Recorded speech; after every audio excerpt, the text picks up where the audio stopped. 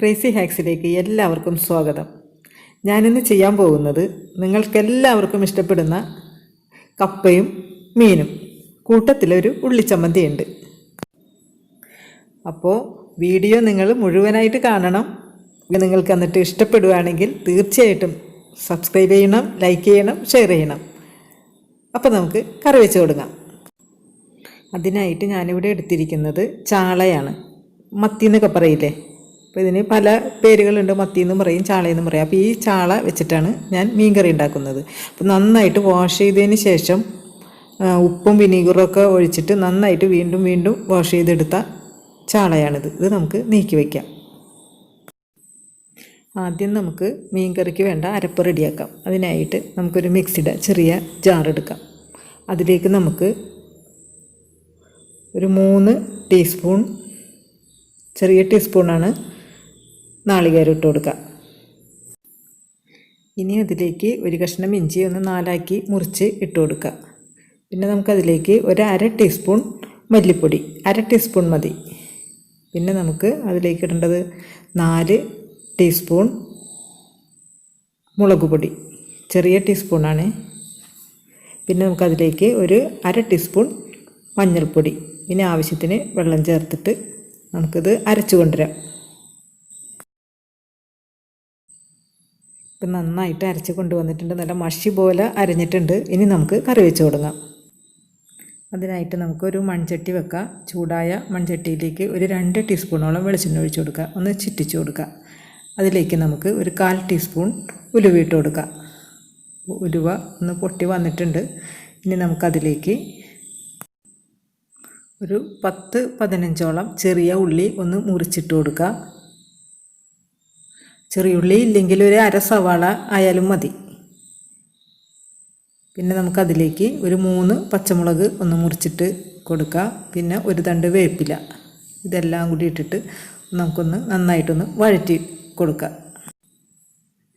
ഇപ്പം നമ്മുടെ ഉള്ളി ഒക്കെ നന്നായിട്ട് മൊരിഞ്ഞ് വന്നിട്ടുണ്ട്. ഇനി നമുക്ക് ഇതിലേക്ക് നമ്മൾ അരച്ച് വെച്ചിരുന്ന നാളികേരവും മുളകും കൂടി അരച്ചതില്ലേ, അതിനകത്തേക്ക് ഇട്ട് കൊടുക്കുക. ഇനി ഇത് എല്ലാം കൂടി ഇട്ട് നന്നായിട്ടൊന്ന് ഇളക്കി ഇതിൻ്റെ ഈ അരപ്പിൻ്റെ പച്ചമണം മാറുന്നത് വരെ നന്നായിട്ടൊന്ന് ഇളക്കി കൊടുക്കുക.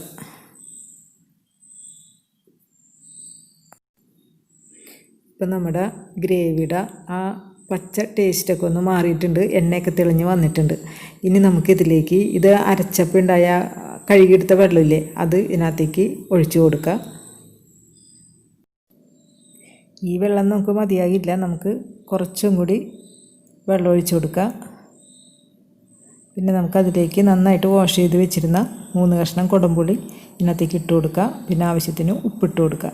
എന്നിട്ടൊന്ന് നന്നായിട്ട് ഇളക്കി നോക്കിയിട്ട് ഉപ്പൊക്കെ ഒന്ന് ചെക്ക് ചെയ്യുക. അതിന് ശേഷം നമുക്ക് മൂടി വെച്ചിട്ട് തിളപ്പിക്കാം. ഇപ്പം നമ്മുടെ ഗ്രേവിയൊക്കെ നന്നായിട്ട് തിളച്ച് വന്നിട്ടുണ്ട്. ഇനി നമുക്ക് ഒന്ന് ഇളക്കിയതിന് ശേഷം നമുക്ക് ഇതിനകത്തേക്ക് മീനിട്ട് കൊടുക്കാം. ഇനി മീനൊക്കെ ഒന്ന് നമുക്ക് പതുക്കൊന്ന് ഇളക്കിയിട്ട് കൊടുക്കാം. അതിന് ശേഷം നമുക്ക് മൂടി വെച്ചിട്ട് ഒരു മീഡിയം ഫ്ലെയിമിലിട്ട് തിളയ്ക്കുന്നത് വരെ മീഡിയം ഫ്ലെയിമിലിട്ട് ഒന്ന് കുക്ക് ചെയ്തെടുക്കുക. ഇപ്പം നമ്മുടെ മീൻ കറി തിളച്ച് വന്നിട്ടുണ്ട്. നമുക്കൊന്ന് ചുറ്റിച്ച് വെച്ച് കൊടുക്കണം, അല്ലെങ്കിൽ അടി പിടിക്കാനുള്ള സാധ്യതയുണ്ട്. അപ്പോൾ നമ്മൾ ഇടയ്ക്കൊന്ന് ചുറ്റിച്ച് കൊടുക്കണം. അതിന് ശേഷം നമുക്ക് മൂടി വെച്ചിട്ട് നന്നായിട്ട് കുക്ക് ചെയ്യാം. അപ്പോൾ ലോ ടു മീഡിയം ഫ്ലെയിമിലിട്ട് കുക്ക് ചെയ്തെടുക്കാം. മീൻ കറി റെഡിയാകുമ്പോഴേക്കും നമുക്ക് ഈ കപ്പ് ഒന്ന് ക്ലീൻ ചെയ്തെടുക്കാം. ഇതിൻ്റെ പുറം തൊണ്ട് കളഞ്ഞതിന് ശേഷം നമ്മൾ നന്നായിട്ടൊന്ന് വാഷ് ചെയ്തതിന് ശേഷം വേണം നമുക്ക് ചെറുതാക്കി കട്ട് ചെയ്തെടുക്കാനായിട്ട്. അവസാനം കട്ട് ചെയ്തതിന് ശേഷം നമ്മൾ വീണ്ടും വാഷ് ചെയ്യും. എന്നാൽ പോലും ഇങ്ങനെ നമ്മൾ ആ തൊണ്ട് കളയുമ്പോൾ ഒന്ന് വാഷ് ചെയ്തിട്ട് വേണം ഇങ്ങനെ കട്ട് ചെയ്യാനായിട്ട്. പിന്നെ ഇതിൻ്റെ മിഡിലിൽ വന്ന ആ നാരില്ലേ, അതൊന്ന് കട്ട് ചെയ്ത് മാറ്റാൻ വേണം. അപ്പോൾ എല്ലാം മുറിച്ചൊക്കെ എടുത്തിട്ടുണ്ട്. ഇനി ഇത് 2-3 പ്രാവശ്യം നന്നായിട്ട് വെള്ളമൊഴിച്ച് വാഷ് ചെയ്ത് നമുക്ക് മാറ്റി വയ്ക്കാം. ഇപ്പോൾ നമ്മളുടെ കറി ഏകദേശം ഒരു 15 മിനിറ്റോളം ആയിട്ടുണ്ട്. അപ്പോൾ ഇത് ഒരു പകുതിയോളം കുക്കായിട്ടുള്ളൂ. നമുക്കിതൊന്ന് ചുറ്റിച്ച് കൊടുക്കാം, ഒരു ടിഷ്യൂ പേപ്പർ എന്തെങ്കിലും പിടിച്ചിട്ട്. ഇനിയും ഈ കറി ഒരു 15 മിനിറ്റോളം ഇരുന്ന് നന്നായിട്ടൊന്ന് വറ്റി വരേണ്ടതുണ്ട്. അപ്പോഴേക്കും നമുക്ക് മറ്റേ സ്റ്റൗവിൽ നമ്മൾ എടുത്തു വെച്ചിരിക്കുന്ന കപ്പ ഒന്ന് വേവിച്ചെടുക്കാം. ഇപ്പം നമ്മൾ എടുത്തിരിക്കുന്ന ഈ കപ്പ ഒട്ടും കയ്പൊന്നും ഇല്ലാത്ത നല്ല പെട്ടെന്ന് വെന്ത് ഉടഞ്ഞു പോണ പോലത്തെ കപ്പയാണ്. എങ്കിൽ പോലും നമ്മളിതിൽ കൂടുതൽ വെള്ളം ഒഴിച്ചിട്ട് ഇത് തിളപ്പിച്ചിട്ട് ആ വെള്ളം നമുക്ക് വാർത്ത് കളഞ്ഞെടുക്കേണ്ടതാണ്. അപ്പോൾ കൂടുതൽ വെള്ളം ഒഴിച്ചിട്ട് തിളപ്പിച്ചെടുക്കുക.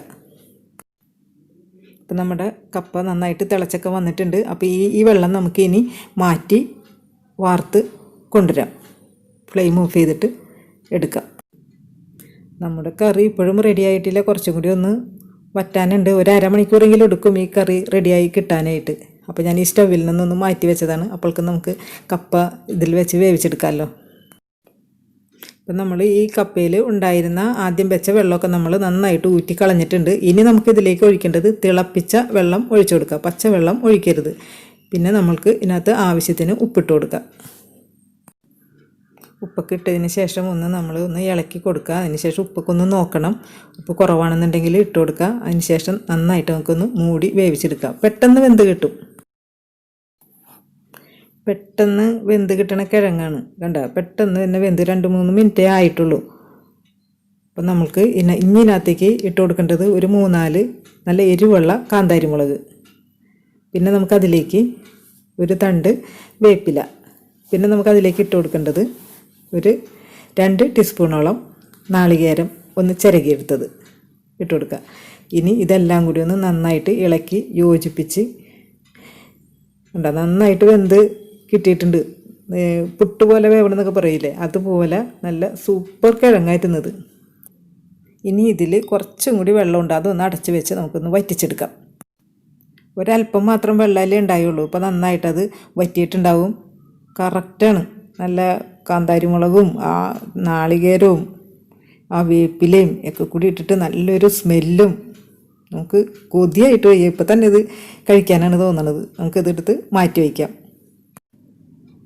ഇനി നമുക്ക് നമ്മുടെ ചാളക്കറി എവിടെ വരെയായി നോക്കാം. ഇപ്പോൾ ഒരു അരമണിക്കൂറോളം മൊത്തത്തിൽ എടുത്തിട്ടുണ്ട് ഈ കറി റെഡിയാവാൻ വേണ്ടിയിട്ട്. കറക്റ്റായിട്ട് വറ്റി വന്നിട്ടുണ്ട്. ഇനി നമുക്ക് ഒന്ന് ചുറ്റിച്ച് കൊടുത്തിട്ട് അതിൻ്റെ ആ ഉപ്പും പുളിയൊക്കെ ഒന്ന് ചെക്ക് ചെയ്യാം.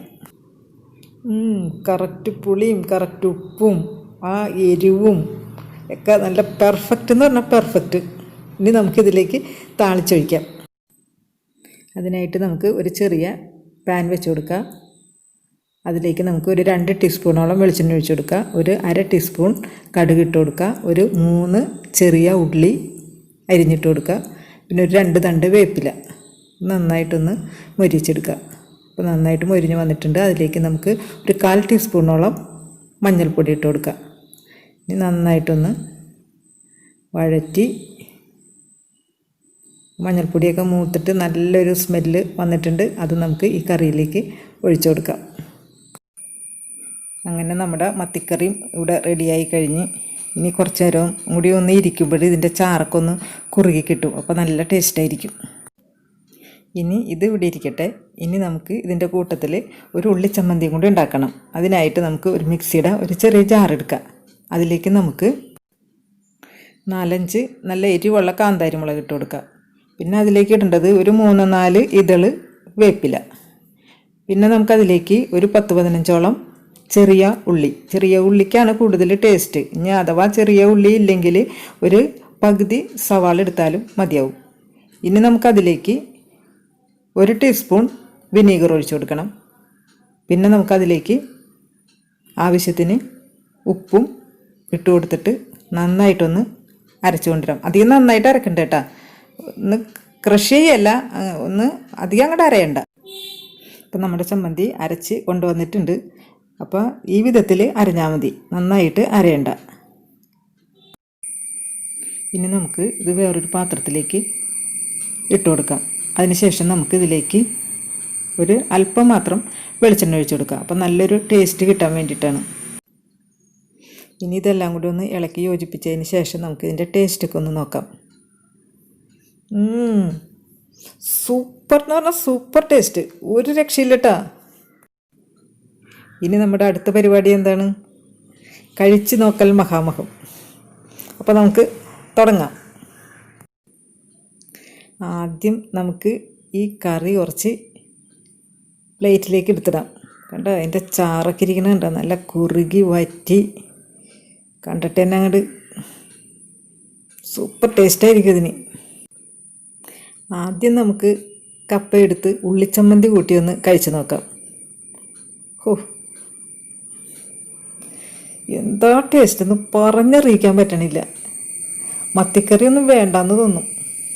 എന്നാലും നമുക്ക് മത്തിക്കറിയും വെച്ചിട്ടൊന്ന് കഴിച്ച് നോക്കാം. ഇതിനും നല്ല ടേസ്റ്റ് തന്നെയാണ്. ഏതാണ് ടേസ്റ്റ് എന്ന് നമുക്ക് പറയാൻ പറ്റില്ല. അത് നിങ്ങൾ ഉണ്ടാക്കി കഴിച്ച് തന്നെ നിങ്ങളത് അറിയണം. ചമ്മന്തി അടിപൊളി എന്ന് പറഞ്ഞാൽ അടിപൊളിയാണ്. എനിക്ക് ഇത്തിരി കൂടുതൽ ഇഷ്ടം ചമ്മന്തിയാണെന്ന് എനിക്ക് തോന്നി. അപ്പോൾ ഇപ്പം തന്നെ എല്ലാവരും പോയിട്ട് കപ്പയും മീനും ചമ്മന്തിയും ഒക്കെ കൂട്ടി നന്നായിട്ട് വയറ് നിറച്ച് കഴിക്കുക. എന്നിട്ട് നിങ്ങൾ ഇതിൻ്റെ ഫീഡ്ബാക്ക് എന്നെ അറിയിക്കുക. അപ്പോൾ ഈ വീഡിയോ നിങ്ങൾ ഇഷ്ടപ്പെട്ടെന്ന് വിചാരിക്കുന്നു. ഇഷ്ടപ്പെടുവാണെങ്കിൽ തീർച്ചയായിട്ടും സബ്സ്ക്രൈബ് ചെയ്യണം, ലൈക്ക് ചെയ്യണം, ഷെയർ ചെയ്യണം. അപ്പോൾ നമുക്ക് നല്ലൊരു വീഡിയോ ആയിട്ട് വീണ്ടും കാണാം. അതുവരേക്കും എല്ലാവരും ഹാപ്പി ആയിട്ടിരിക്കുക. ടാറ്റാ.